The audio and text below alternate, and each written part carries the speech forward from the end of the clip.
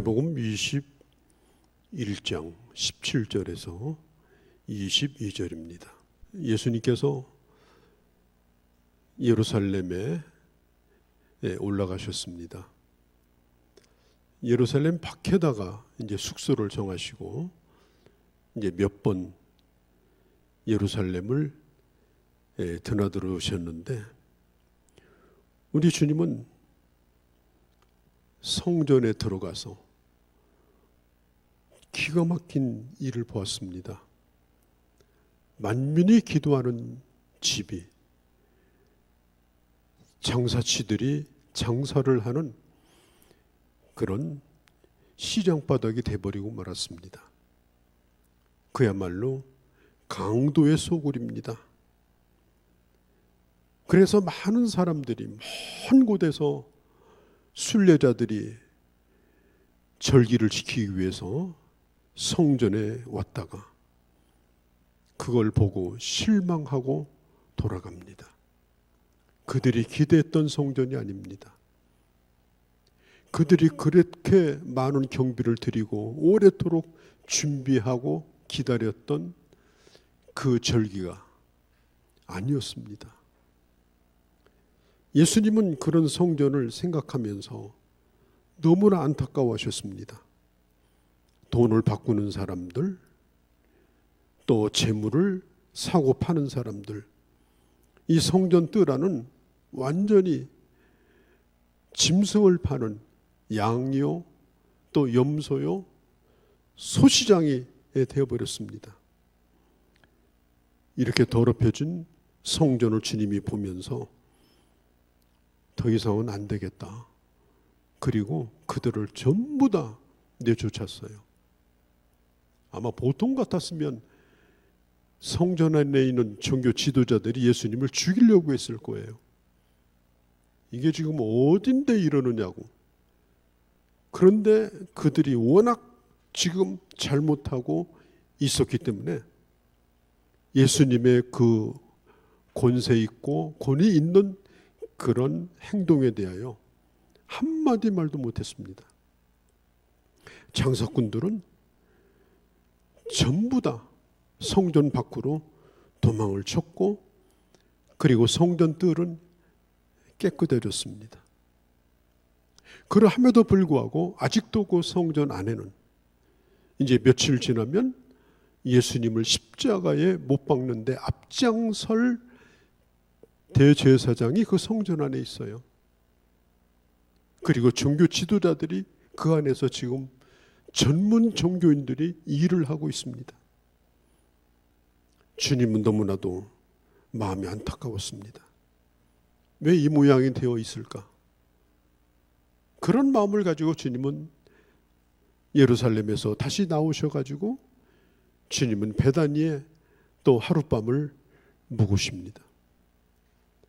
그런데 마땅히 그 집에서 이제 아침을 먹고 아침에 나오셔도 되는데 새벽 일찍 식사 전에 주님은 그 집에서 나오셨어요. 그리고 예루살렘 쪽을 향해서 다시 또 가기 시작합니다. 그 거짓 종교인들, 위선자들이 우글거리는 그 성전을 생각하면서 아픈 마음을 가지고 다시 예루살렘으로 주님이 들어가시게 돼요. 그런데 들어가시는 그 길목에 뭐가 있었느냐? 무화과 나무 한 그루가 거기에 있었습니다. 아침 식전이니까 주님이 시장했을 겁니다. 배가 고팠을 겁니다. 우리 예수님도 육신을 가지고 있기 때문에 배고프면 배고프고 피곤하면 졸립고 어쩔 수 없이 육신을 가지고 계신 분이기 때문에 그 식전에 일찍 일어나서 걸어서 가시다가 배고프니까 그 무화과나무 가까이 가서 열매를 찾기 시작합니다. 아마 이파리가 무성하지 않았으면 가까이 가지도 않았을 거예요. 벌써 먼 데서 딱 보니까 이파리가 무성해요. 뭔가 있을 것 같아요. 그럴듯해요. 모양이 아주 좋아요. 그래서 예수님은 있을 거라고 생각하고 무화과나무 가까이 가서 열매를 주님이 찾으십니다. 이스라엘 땅은요, 열매를 2번 거둡니다. 4월 달에 한 번, 그리고 가을에 한 번. 4월 달에는 묵은 가지에서, 싹이 나기 전에 묵은 가지에서 아주 조그만 무화과나무 열매가 나와요. 여러분 아시잖아요. 과일은 새 가지에서 나오는 열매가 좋습니다. 그래서 묵은 가지에서 열매가 나오고, 그 다음에 가을에는 봄에 난 싹이 가지가 돼서 그 새로운 가지에 열매가 맺혀요. 그래서 가을 무화과는 아주 탐스럽고 먹을 만합니다. 그런데 이 때가 언젠가 하면은 봄입니다. 무화과 제철이 아니에요. 제철이 아니지만 무화과 열매가 없는 건 아닙니다. 먹기는 곤란하지만 배고픈 사람, 지나가는 나그네가 그래도 배를 채우기는 괜찮은 그런 열매입니다. 성경 마가복음에 보면은 이 똑같은 본문에 대하여 마가복음 11장에 보면 이렇게 말씀했습니다. 제철이 아니다. 무화과가 제철이 아니라는 말은 열매가 없다는 뜻이 아니에요. 먹을 만한 열매는 아니지만 배고프면 따먹을 수 있는 그런 열매라는 뜻입니다. 그런데 예수님께서 그 이파리를 뒤져보니까 그거나마 없었어요. 여러분 기억할 것은 이스라엘 나라의 길가에 심기워진 무화과나무는 물론 심은 사람이 있어요. 그렇지만 따먹는 사람은 배고픈 사람이 따먹는 나무입니다. 음식을 구하고 싶은데 구할 수 없는 사람, 지나가는 나그네라서 아는 데가 없으니까 먹을 수 있는 음식이 없는 사람들, 이런 사람들을 위해서 누군가가 무화과나무를 심어놓은 거예요. 심어놓은 목적은 뭐냐? 그들에게 음식이 되게 하기 위해서 열매를 맺으라고 심어놓은 겁니다. 그래서 이것은 가난한 자들의 음식이에요. 제철이 아니라 하더라도 열매만 있으면 그래도 따먹을 수 있으니까 배는 채울 수 있는 그런 나무가 바로 무화과 열매입니다. 그래서 봄의 열매도 그런 대로 먹고 또 가을에 맺는 풍성한 열매는 더 맛있게 먹고, 자, 분명히 오늘 성경에 보면은 이 무화과 나무는 이파리가 아주 무성했다고 했어요. 그런데 실망할 수밖에 없었습니다. 왜? 열매가 없었어요. 여러분, 예수님이 이런 말씀을 했죠. 죄 가운데 큰 죄가 뭐냐? 사람을 실족하게 하는 것이다. 실족하는 것이 뭐예요? 그런 줄 알았는데 그런 사람이 아니라는 거예요. 그게 실족하게 하는 거예요. 대단한 사람인 줄 알았는데 가까이 해보니까 대단한 사람이 아니에요. 진실한 줄 알았는데 가까이 하니까 거짓투성이야. 그래서 그 사람 때문에 내가 실망을 해요. 그 죄가 작지 않다고 말씀했습니다. 특별히 이 무화과 열매를 먹는 사람들은, 배부른 사람은 안 먹어요. 적어도 아침밥을 먹을 수 있는 사람은 안 먹어요. 그보다 더 가난한 사람이 먹습니다. 여러분, 사람이 세상을 살면서 상처를 잘 받는 사람이 누구예요? 배부른 사람이 아니에요. 궁한 사람이에요. 가난한 사람이에요. 사랑을 받아야 될 사람이에요. 굶주린 사람이에요. 너무너무 힘든 시간을 보내는 그런 사람들이에요. 이런 사람들은 작은 그런 것도 크게 느껴집니다. 작은 은혜도 크게 느껴지고 작은 사랑도 감동이 있습니다. 그렇지만 기대했는데 그것 하나도 없을 때, 기대했는데 어떤 것도 주어지지 아니할 때 그 받는 상처라고 하는 것은 이루 말할 길이 없는 것입니다. 이 세상이 이렇게 각박하구나. 내가 의지할 곳이 어딘가? 누가 나를 돌봐줄 것인가? 그런 안타까운 마음으로 마음의 상처를 받고 사는 거예요.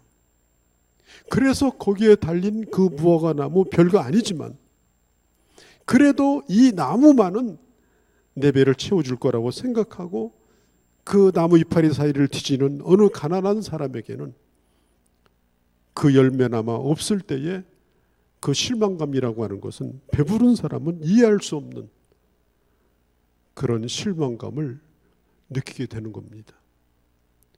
오늘 성경에 예수님이 이 나무를 저주하셨습니다. 그런데 예수님의 배가 고파가지고 기분이 나빠가지고 저주했느냐? 아닙니다. 이것은 교훈적 사건입니다. 교훈을 주시기 위해서 주님이 일부러 일으키신 기적입니다. 예수님은 40일 금식하고도 돌로 떡을 안 만들어 먹은 분이셔요. 배고프다고 해서 아무거나 먹는 그런 분이 아닙니다. 그런데 지나가는 무화과 나무에 열매가 없다고 그냥 마구 저주하고 예수님이 그럴 분 아니에요. 이 일을 통해서 주님은 우리에게 하시고자 하는 교훈이 있고 말씀이 있는 것입니다. 자, 이 길가에 보이는 이 무화과 나무, 이걸 저주하셨어요. 어떻게 보면은 참 예수님답지 못하다. 아니 그거 뭐 열매가 없으면 지나가면 되지 왜 저주까지 하시냐. 그 나무가 무슨 죄가 있는 거냐. 과학한 거 아니냐. 아니 그거 조금 배가 고프다고 그렇게 화가 나시냐.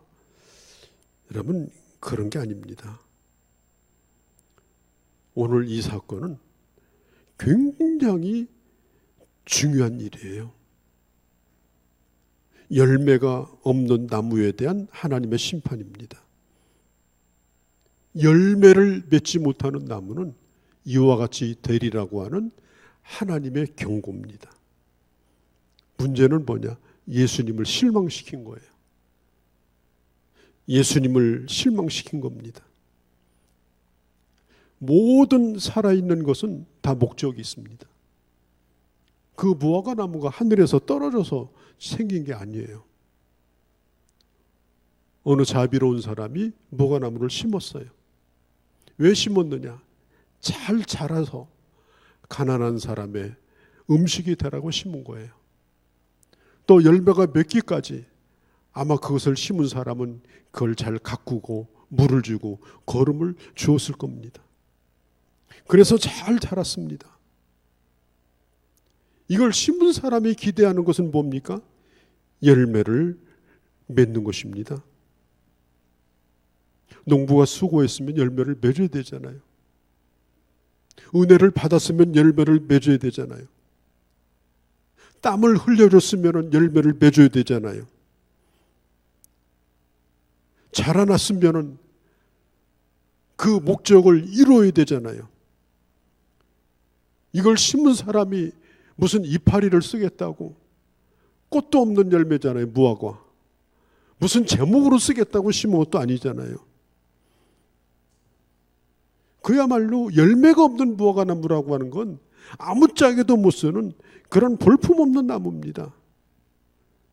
어느 한 가지 쓸 수가 없어요. 불쏘시개도 안 됩니다.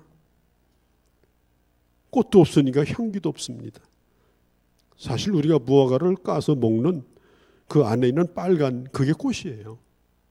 무화과는 속에서 꽃이 피고 그리고 꽃이 충분히 다 피기 전에 우리는 무화과를 따서 그 달콤한 꽃을 먹는 거예요.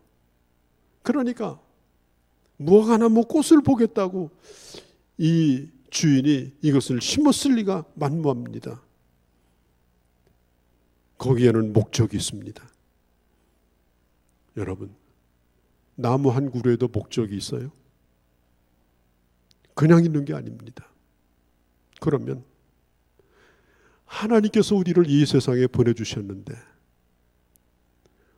또 우리가 이제까지 살아오는 동안에 얼마나 많은 우리가 사랑을 받고 은혜를 받고 얼마나 많은 사람들의 은혜를 받고 오늘 여기까지 왔습니까? 우리가 그냥 살아온 겁니까? 받은 사랑이 얼마나 많습니까? 우리가 기억하기 전에, 내 기억력이 존재하기 이전에 우리는 벌써 어머니 품에서 그 사랑을 다 받았습니다. 그것뿐이겠습니까? 그러면 왜 우리가 이 세상에 존재하는가? 거기에는 목적이 있을 거 아니겠습니까? 오늘 이 무화과 나무는 열매를 맺는 게 목적이었는데 이 나무는 목적을 배반했습니다. 목적을 배반한 거예요. 목적대로 살지 않은 거예요. 목적대로 결과가 나오지 않은 거예요. 그래서 실망한 겁니다. 그러니 여러분, 한 사람이 이 세상에 살아갈 때 하나님께서 우리를 향하신 하나님의 생각이 얼마나 커요. 그래서 시인은 말하잖아요. 여호와여, 나를 향한 하나님의 생각이 얼마나 많으신지요. 우리를 향한 하나님의 생각이 이루 말할 수 없이 많습니다. 그런데 그 하나님의 생각과 하나님의 뜻, 하나님의 목적, 우리는 존재 없이, 이유 없이 존재하는 것이 아니라 목적을 가지고 우리는 존재하는 자들이라는 거예요. 그런데 그 목적을 이루지 못한 거예요. 전혀 목적과 다른 이파리가 아니었는데, 이파리라고 하는 것은 열매를 맺기 위해서 햇빛을 받아서 열매를 맺으라고 이파리가 있었던 거지, 이파리를 자랑하라고 이파리가 있었던 게 아닙니다. 그런데 이파리만 자랑하고 있었어요. 그 이파리는 아무짝에도 쓸 수 없는 겁니다. 그 나무를 있게 하신 분에게, 그 나무를 심은 분에게, 그 나무의 목적을 두신 분에게 이 나무 한 그루는 분명히 실망을 끼쳤고, 그리고 모든 만물의 주인 되신 우리 주님께서 오늘 그 나무 한 그루를 주님께서 심판하신 겁니다. 배고파서 한 일이 아닙니다. 우리에게 하시고자 하는 하나님의 말씀이 있기 때문에 그렇습니다. 우리 주님께서 지금 예루살렘 성전이 건너다 보이는 곳입니다. 예루살렘 웅장한 성이 보이는 곳입니다. 바로 그곳 앞에 있는 무화과 나무입니다. 우리 주님께서 이 성전을 바라볼 때 이것은 순례자들을 등쳐먹는 장사꾼들이 우글거리는 성전이었습니다. 순례자들의 주머니를 노리고 있는 그런 장사치들이 가득한 곳이었습니다. 거룩한 하나님의 성전이 강도 수굴이 되어 있었습니다. 며칠 후면 예수님 자신도 그들의 손에 의해서 빌라도에게 넘겨질 것입니다. 그들의 모습은 마치 뭔가 있어 보이는 이파리가 풍성한 무화과 나무였습니다. 그러나 그들에게는 아무것도 없었습니다. 에레미야서 5장 1절에 보면 이런 말씀이 나와요. 너희는 예루살렘 거리를 빨리 왕래하며 그 넓은 거리를 찾아보고 알라. 너희가 만일 공의를 행하며 진리를 구하는 자 한 사람이라도 찾으면 내가 이 성을 사하리라. 단 한 사람이라도, 이 성 안에 의인 한 사람이라도 있으면 내가 이 성을 내가 지켜주겠다. 우리 주님께서는 그 무화과 그 나무가 찾고 찾다가 그냥 조그마한 열매 하나만 있었어도 그 무화과 나무를 저주하지 않았을 거예요. 아예 없었어요. 단 하나도 없었습니다. 그 하나가 중요한 거예요. 그 하나가 없음으로 심판을 받는 거예요. 그 하나가 없음으로 소돔 고모라가 심판을 받고 에레미야 시대에 예루살렘이 심판을 받았어요.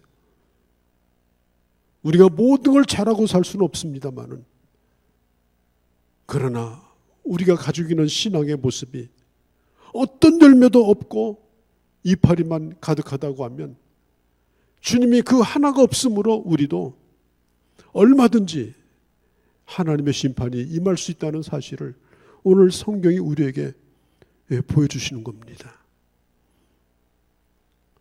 하나님은 사랑이십니다.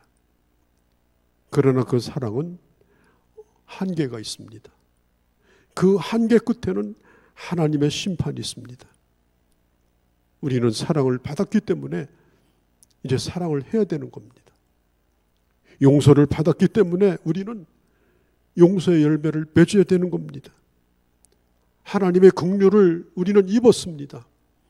그래서 우리는 긍휼이 여기는 긍휼의 열매를 맺어야 됩니다.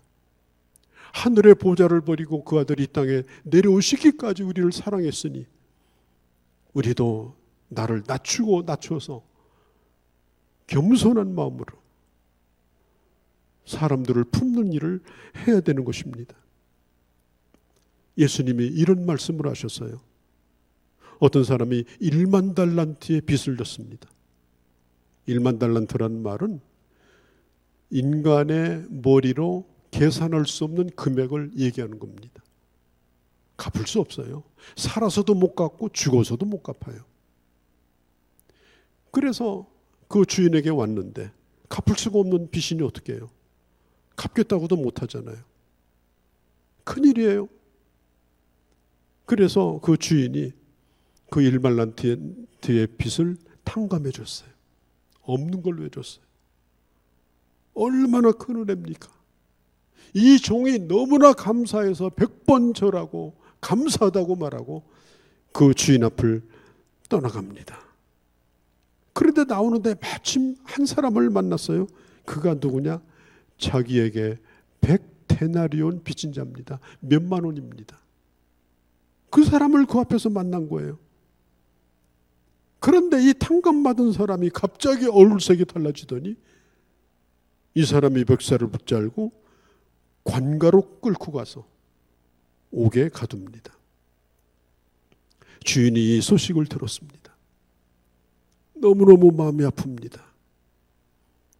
그 많은 것을 탕감을 받았으면서도 계산으로 치면 50만 분의 1에 불과한 이 100데나리온을 탕감해 주는 것이 마땅하지 않겠냐.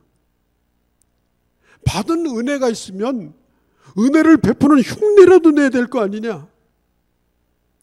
내가 너를 긍휼히 여겼으면 남을 긍휼히 여기는 열매를 맺어야 될 거 아니냐. 여러분, 우리도 갚을 수 없는 하나님의 은혜에 그 탕감을 받은 자들입니다. 우리가 살아가는 것도 하나님의 은혜로 지금 살고 있습니다. 어떻게 해야 되겠습니까? 이파리를 자랑하면서 폼재고 사는 것으로 족할 겁니까? 우리는 길가에 있는 무화과나무입니다. 길가에 있는 무화과나무예요. 우리는 사람들이 지나가면서 보는 무화과나무입니다. 그래서 사람들이 우리를 바라봅니다. 사람들이 우리를 쳐다봅니다. 도대체 어떤 사람이냐, 뭐 하는 건가?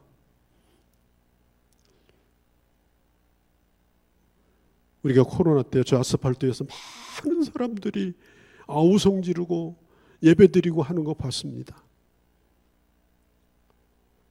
세상 사람들이 그걸 보고 어떻게 느꼈을지 저는 걱정이 많습니다. 우리는 무화과나무라는 사실을 알고 길바닥에 나가야 되는 겁니다. 내가 보여줘야 될 것이 무언가를 알고 우리는 세상에 나가야 되는 겁니다. 아우성 치는 자가 아닙니다. 뭔가 있는가 싶어가지고 찾아갔어요. 배고픈 사람이 더 실망하고 돌아갑니다. 사랑을 받고자 하는 사람이 더 상처를 받고 돌아갑니다. 실망만 안겨줍니다. 그런데도 이 나무는 자기의 이파리 푸른 것을 자랑하면서 거기 서 있습니다. 아무것도 모르면서 아는 척하고 서 있습니다. 없으면서도 있는 척하고 서 있습니다. 입으로 아멘은 얼마나 잘하는지, 입술로는 수없는 약속을 하지만 지킨 건 아무것도 없습니다. 실오라게 하나만큼이라도 진실이 있으면 좋겠는데 진실조차도 없습니다. 그리고 이파리를 자랑하고 길거리에 서 있는 거예요. 지금 이게 지금 우리 기독교입니다. 기독교는 공개된 크리스찬들이 살아가는 거지만 길거리에 무화과나무 이파리에 무성한 그런 자들이 돼서는 안 됩니다. 제 얘기를 바로 들으셔야 됩니다. 세상 사람들이 우리에게서 보고자 하는 건 뭐예요? 정말 내가 배고플 때, 사랑이 필요할 때, 긍휼이 필요할 때, 나를 품어줘야 할 때 은밀히 나를 품어주고 사랑하고 용서하고 그 조그만 그 알갱이 하나라도 보기를 원하는 것입니다. 그 무화과나무는 예수님만 실망시킨 것이 아니었을 겁니다. 예수님 외에 많은 사람들이 지나가서 워낙 이파리가 무성하니까 뒤져보고 또 뒤져봐서 수많은 사람들에게 실망을 가져다 주었을 겁니다. 이미 기독교는 이 세상 사람들에게 노출되어 있습니다. 불신자들이 거는 기대에 못 미쳐서 많은 사람들에게 실망을 이미 안겨다 주었습니다. 우리는 이제 생각을 해야 됩니다. 나는 꽃을 피우기 위해서 인생을 사는 자인가? 아니면 열매를 맺기 위해서 인생을 사는 자인가? 열매를 맺는 인생, 아니면 꽃을 따라가는 인생. 꽃을 따라가는 인생을 화류라고 합니다. 화류. 화류계와 같은 그런 인생. 밤에 꽃이 피지만은 낮에는 썩어 있는 그런 화류계 인생. 보기에 얼마나 대단합니까? 요란합니까? 그러나 꽃 축제를 하고 나면 그 축제가 끝난 다음에 그거 허무는 거 보셨습니까? 제가 부여에서 국화 축제할 때 제 아내랑 우연히 가봤는데 마침 그날이 그걸 허무는 날이었어요. 얼마나 대단하게 그 국화를 꾸며놨는지. 그런데 그걸 허무는 것은 순식간이었습니다. 뼈대만 앙상했습니다. 우리 인생이라고 하는 것이 밤의 화류계와 같이 끊임없이 헛된 꿈과 야망을 가지고 허세를 부리며 사는 것으로 끝나서는 안 됩니다. 내 젊음이 사라지고 내 권세와 명예가 사라지고 내 인생의 세월이 지나갔을 때에 내가 진정으로 하나님 앞에 내어놓을 수 있는 것이 무엇인가? 우리는 그것을 생각해야 됩니다. 언제까지 이파리가 무성하겠습니까? 그 이파리도 떨어질 거 아니겠습니까? 우리 예수님이 이 땅에 오셔가지고 군중들을 몰고 다니면서 스타가 되기를 원치 않았습니다. 우리 주님은 하나님의 목적을 향해서 가신 분이에요. 하나님의 목적은 십자가였습니다. 그야말로 지는 꽃처럼 주님께서는 그렇게 죽으시면서 십자가로 열매를 맺으시고 말씀하셨습니다. 내가 다 이루었다. 그게 성공하는 인생입니다. 아버지의 목적을 이루는 인생입니다. 오늘 사람들이 겉멋을 꾸미려고 얼마나 몸부림치고 애쓰고 거기에 온통 신경을 쓰고 속에 썩어져 가는 줄도 모르고 언제까지 그렇게 할 겁니까? 곧 주님이 말씀하실 텐데 이제부터 영원히 열매를 맺지 못하리라. 그때가 올 터인데 언제까지 이빨이 붙들고 살 겁니까? 그때가 되면은 이제는 열매 맺을 기회조차 없습니다. 주님 말씀했습니다. 영원히 열매를 맺지 못하리라. 기회가 지나가는 겁니다. 우리는 예루살렘으로 올라가시는 예수님께서 그때 당시 제사장과 화려한 성전을 바라보면서 주님이 행하셨던 이 이적을 보면서 우리는 오늘 이 아침 주님의 음성을 들어야 됩니다. 나는 오늘 우리 주님 앞에 열매를 맺는 자인가? 작지만은 아버지의 목적을 이루면서 살고 있는가? 엊그제 남해안을 갔다 왔는데 지금 무화과철이라서 너무 맛있더라고요.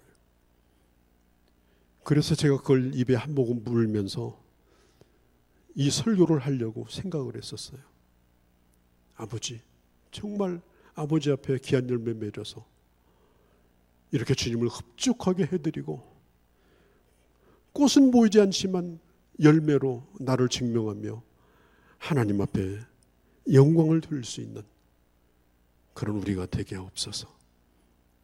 지금이 바로 그런 열매를 맺을 때입니다.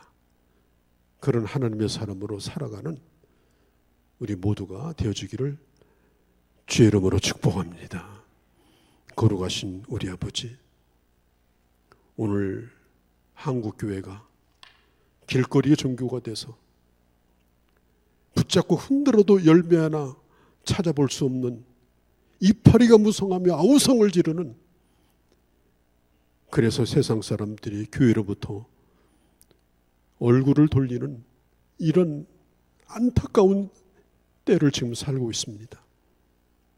나를 이 땅에 세우시고 교회를 세우신 하나님의 목적과 본질이 뭔지 다시 한번 돌아보게 하시고, 그리고 아름다운 꽃을 따라 춤추는 인생이 아니라 마지막 하나님의 목적을 이루는 열매를 향하여 그 길을 걸어갈 수 있는 저희가 되게 하여 주옵소서. 우리 주 예수님의 이름으로 기도하옵나이다. 아멘. 우리 주 예수 그리스도의 은혜와 우리 하나님 아버지의 극진하신 사랑하심과 성령 하나님의 교통하심이 오늘 예배에 함께한 귀한 형제 자매들 머리머리 위에 이제로부터 영원까지 함께 하실지어다. 아멘.